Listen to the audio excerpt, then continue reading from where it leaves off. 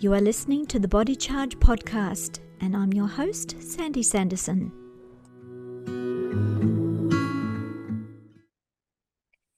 This podcast is about how to get out of the prison of chronic anxiety, and my very special guest is Suzy Hardy.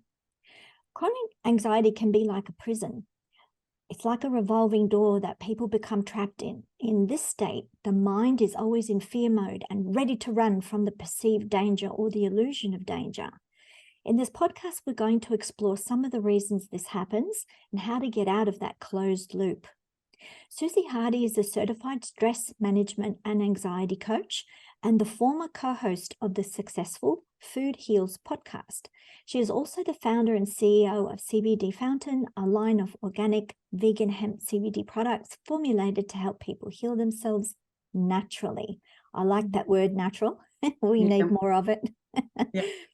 So, Suzy, what's the difference between chronic anxiety and moments of anxiety, which are part of normal responses associated with performance? You know, when we have to do something important and people are watching and, you know, we can't get it wrong type of anxiety. Yeah, so it's a great question. So chronic anxiety is when it's just constant and persistent. It's not coming up with these just special events for, say, job interviews or giving a presentation, doing Zoom calls in front of many people, getting married, dating someone for the first time. You know, these are all normal responses to new events that we don't have experience with or can't control. And it comes and it goes. And the difference is when it's chronic is when it's there all the time, or it's there out of nowhere, or it pops up at the supermarket when you're buying your groceries or getting your gas, or and getting in the way of your life. So I believe you became a specialist in this area after your own personal experience with chronic anxiety. Could you tell us a little bit about that experience? Absolutely. So my first panic attack was when I was 8 years old. And it was horrible. I didn't know what was happening. It was in a restaurant. It was in a very crowded and busy restaurant. And in retrospect, many, many years later, when I started doing the healing work around my mental health, realized that I had a triggering event. My parents had a fight. My father said, "Oh, we're going to get divorced. Let's go to dinner." And my little 8-year-old body went, wait, what? What are we doing? We're going to dinner and you're going to get divorced. Like, what? What's happening? And at this restaurant, I started to get triggered by all these sounds and smells. It was very busy and crowded. It was a Friday night. And all of a sudden, I felt like I needed to get out of there. My sympathetic nervous system kicked in. It was reacting as if I had a very real threat. I thought I was going to throw up. I thought, I'm going to be embarrassed if I throw up. I just need to get out of here. And I left the restaurant. I laid down in the car. And that was the very first memory of me, you know, having this overwhelming anxious experience, this panic attack that then later throughout my life would happen again many, many times, and would get in the way of my life, get in the way of enjoying my life. And I had to, you know, I've done a lot of self-healing work, and I basically had to seek out ways to heal my anxiety and figure out why this was happening, because no one else really could. Doctors wanted to give me medications that then they later would say are, you know, like Xanax, for example, that they then cut me off from, even though I'd only use it sparingly. I didn't want to be on drugs. Turns out Xanax is very addictive and you cannot take it forever. So it is not a solution for panic attacks or chronic anxiety. And I don't want that stuff in my body anyway. I'm like you, Sandy. I like the natural way. It's not good for your liver over time at all. And it's not really solving a problem, is it? So if, to use an analogy, if you get a headache, you can take an aspirin to mask it, but you're not looking at the reason the headache's there in the first place to solve that problem. And so the danger is that the problem keeps persisting and can amplify and accelerate over time because not being addressed. And then we move into a more severe disease state.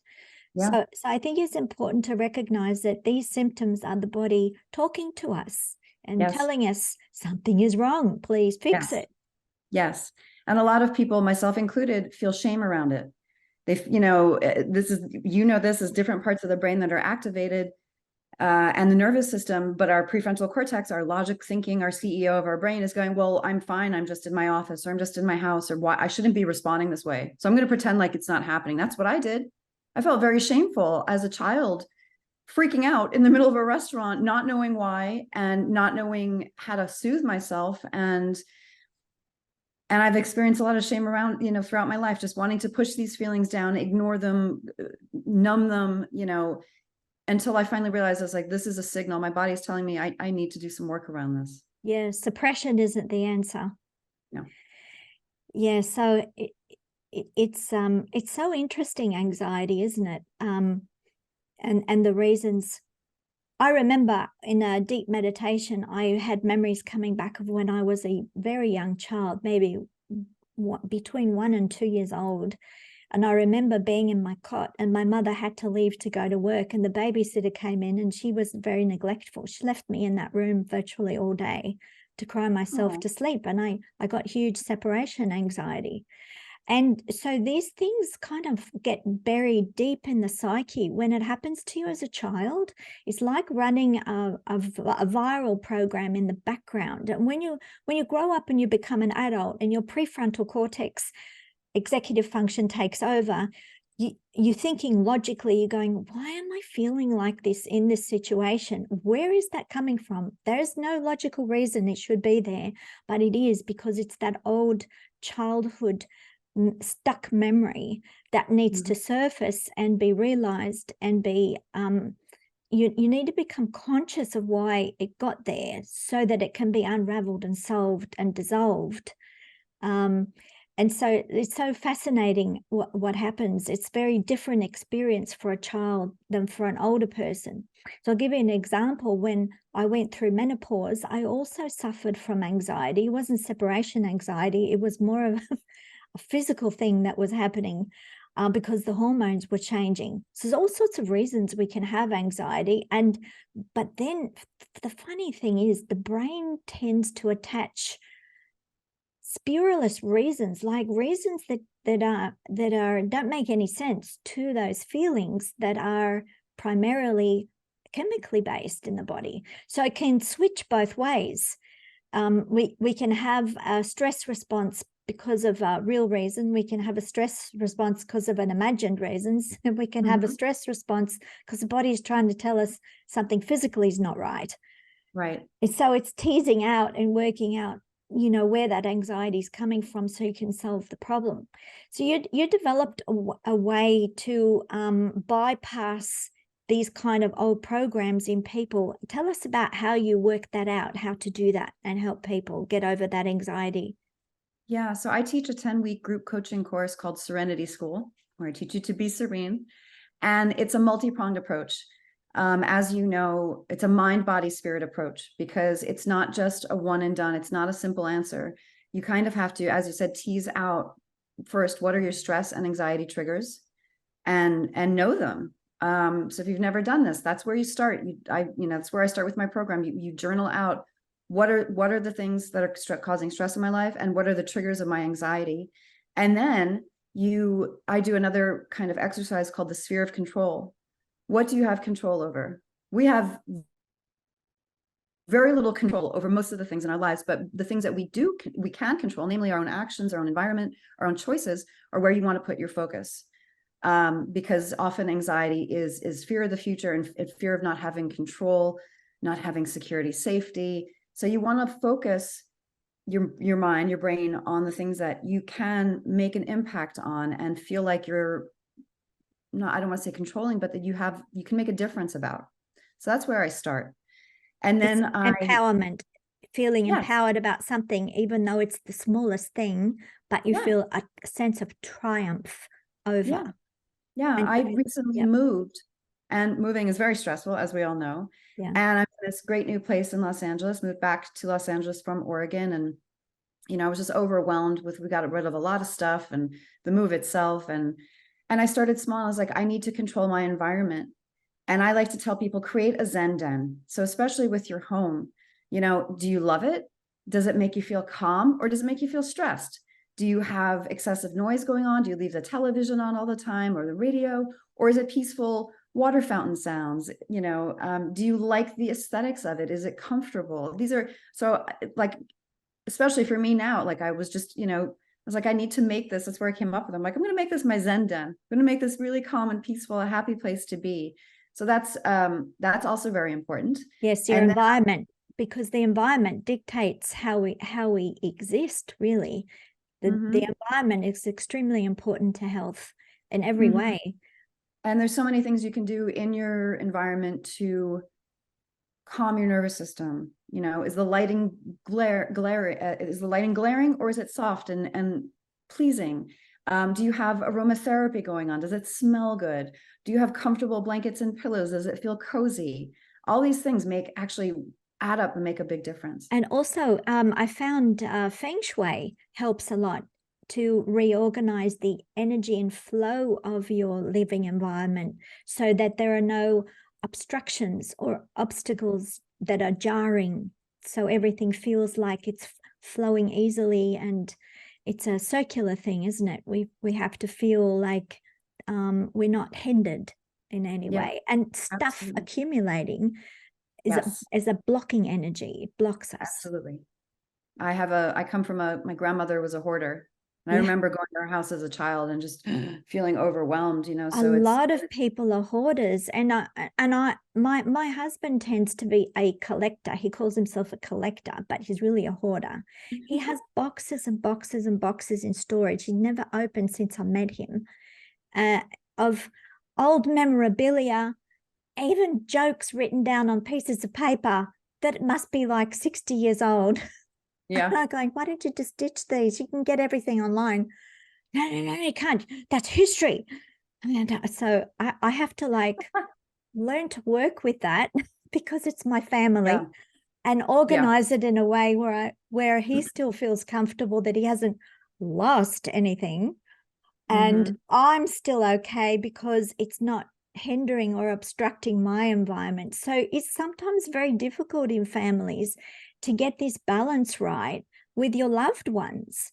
And that brings me back to, you know, why do people accumulate stuff like that and need to hang on to things like, you know, just to have them, but not actually use them, but feel a sense of loss if they don't have them? You know, what's going on there?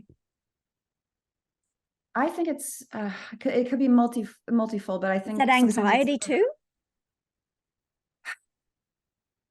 It's anxiety, certainly, when you try to take it away from them. Yeah. You move their stuff or change. Yeah, that brings up anxiety. I've seen Did you touch my stuff? Yeah.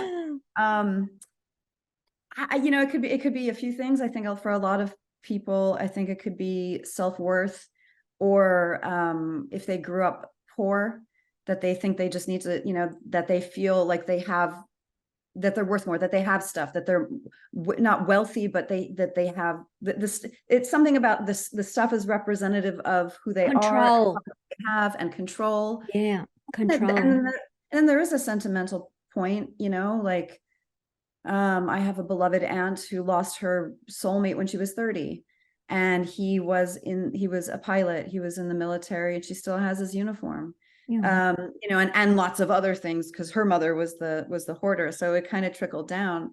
I think that, you know, sometimes we can like hold on to things that we actually don't need anymore. And it's a letting go process. I teach in my Serenity School, I teach people the Sedona method, which is, I don't know if you've ever heard about it, Sandy. No, tell us. Oh, the Sedona method is amazing. I could talk about this for hours. Maybe we do another episode on it, but it's verbal techniques on how to let go of things. And so, you know, very good with also applying it to physical things, because we accumulate a lot of stuff. So there's sentimentality, there's self-worth. I think there's also sometimes like, oh, I need that. I might use that. You know, you bought something that you think you might use, but then it's still sitting in the box collecting dust. Yep. You think that maybe you wasted your money, but you have to balance out, like, do I really need this? Yeah. Or is this going to contribute to a more peaceful, organized place?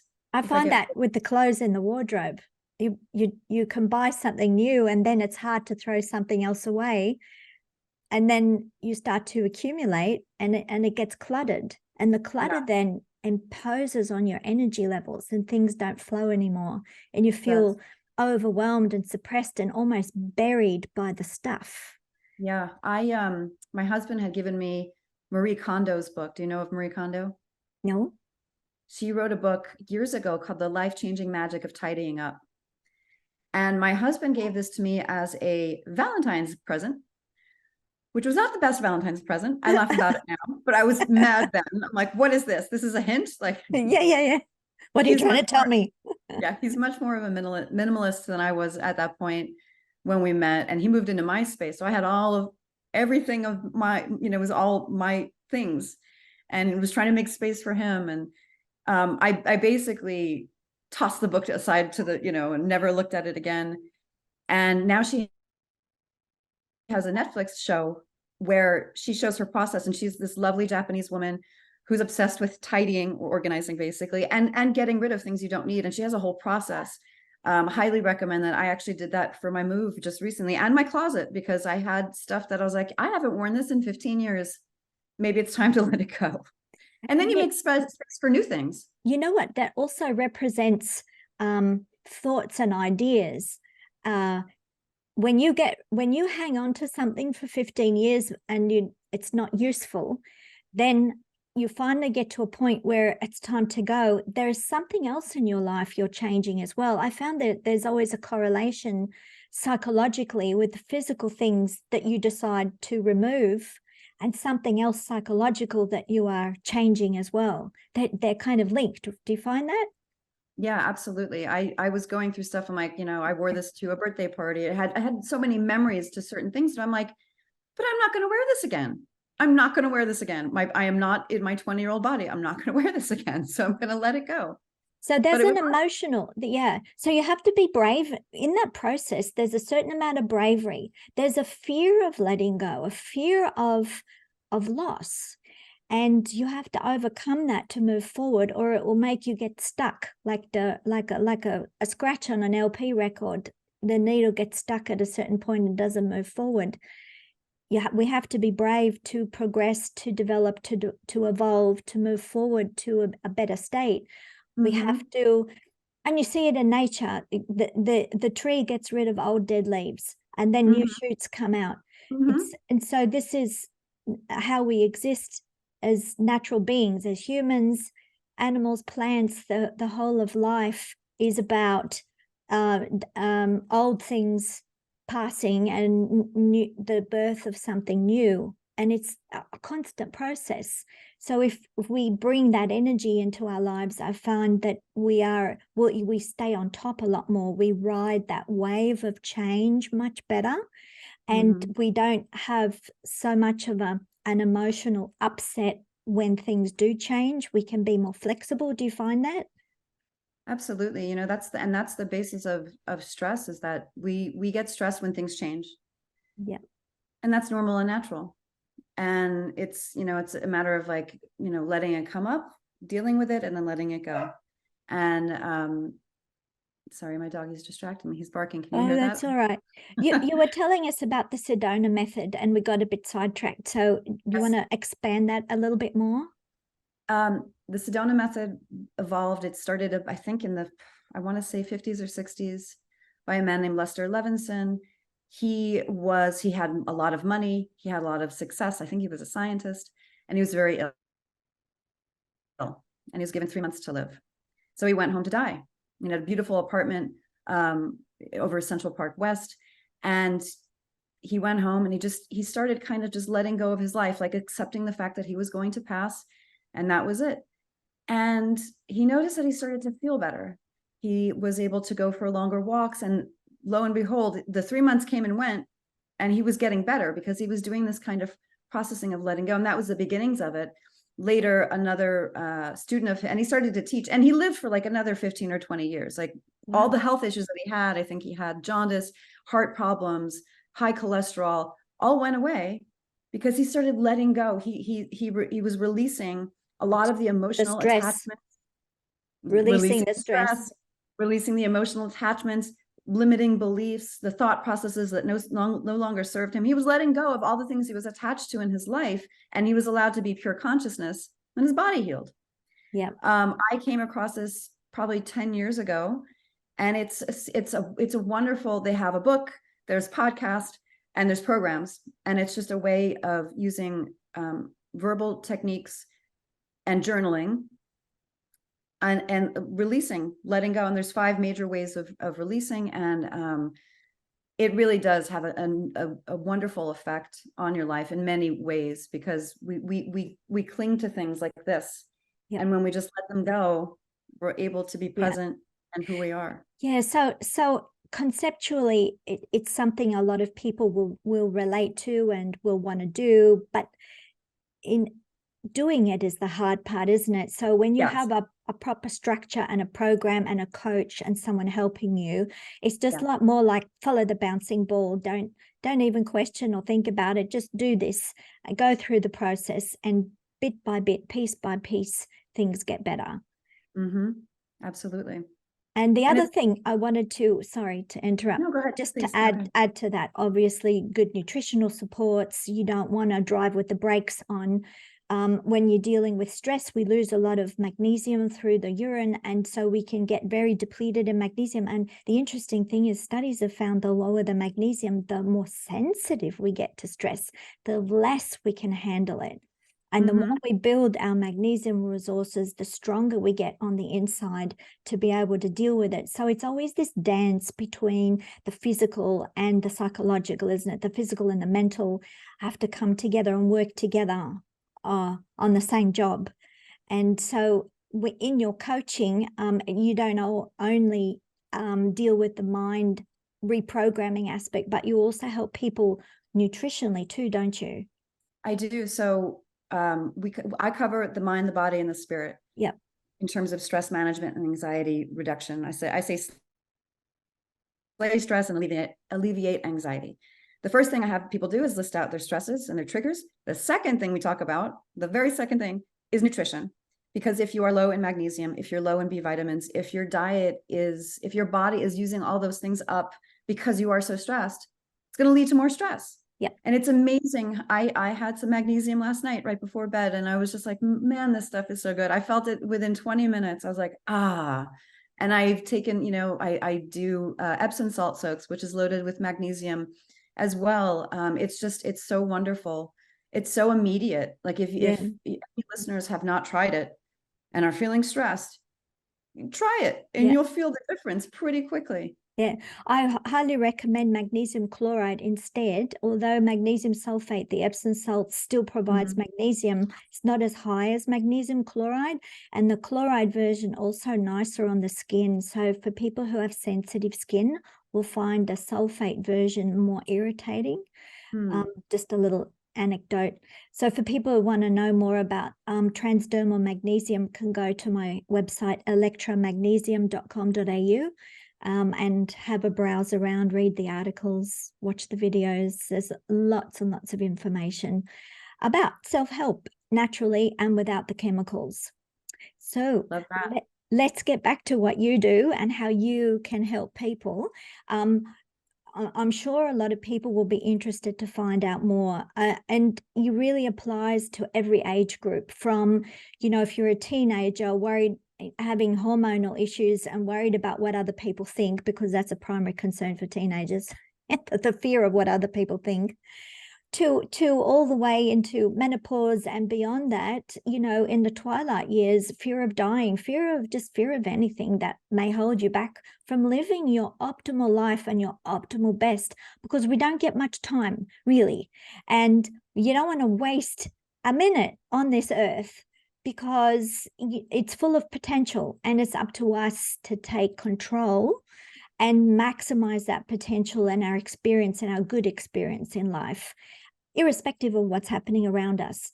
I think the main point to get across is that we can decide to be separate from whatever else is happening out there, and we can be in control of our own lives and be flexible enough to be in the right place at the right time to do the right thing for ourselves. And that's what the coaching is all about, isn't it? About how to get that confidence back and how to learn the steps to develop that bravery, to implement the right programs to support your mind and body much better, and your spirit. Obviously, we need a lot of love in life. We need a lot of spiritual support, and that's part of our social interactions, being together with nice people that are on the page, that can relate to you. So where can people find you to learn more or connect with you? Absolutely. So they can find me at my website, suzyhardy.com, SUZYHARDY.com. If they sign up for my newsletter, they will get instant access to my #1 easy tool that I love to teach to bust through anxiety and stress. You get a video tutorial immediately. It's wonderful. It's fast, it's easy, and it's one of the many things that I teach, but it's my favorite to get people going, to feel like they have a bit more control over how they feel, because I suffered for many years. I pretended like that I wasn't having anxiety and that I was okay. I was okay until I finally realized I'm okay and I need to do something about it. And like you said, it's you have this life and you need to make it the best one, and you shouldn't have to suffer. And I don't want other people to suffer. It's like the aspirin. You keep reaching for the aspirin, which is the cover-up, which is the Band-Aid solution, but you're not addressing the thing underneath that's causing the problem. We can't just keep masking forever. We have to actually solve the issues. Yeah. And it takes a bit of, it's not like that Xanax pill. Here you go, just pop this. It takes a bit of work.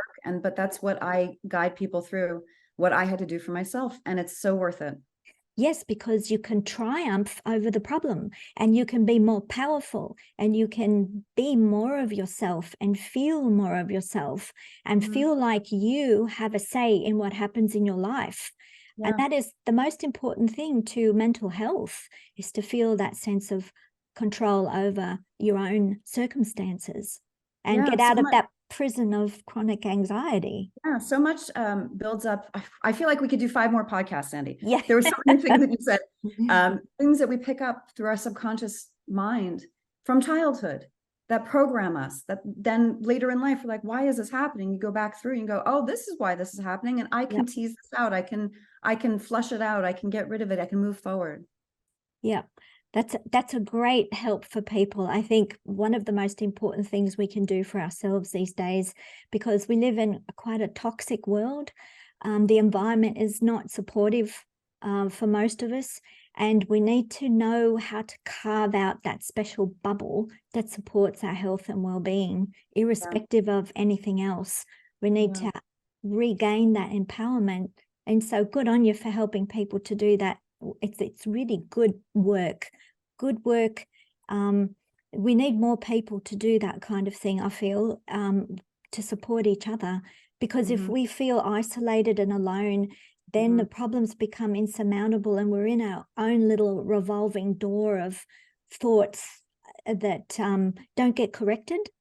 And by relating to one another or getting some coaching, we can help learn how to self-correct and how to bounce off other people and their ideas to then see ourselves better. It helps a lot.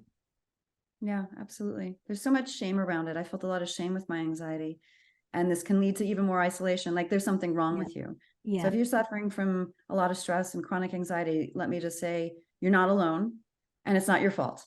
Your body's speaking to you, and it's just time to listen and make some changes. Yeah, very well said, and a perfect point to finish on. Thank you so much, Suzy. It was really enjoyable. My pleasure. Thank you. Bye-bye. Bye. If you enjoyed the video, please share with others. You can also subscribe to our channel to be notified of future videos.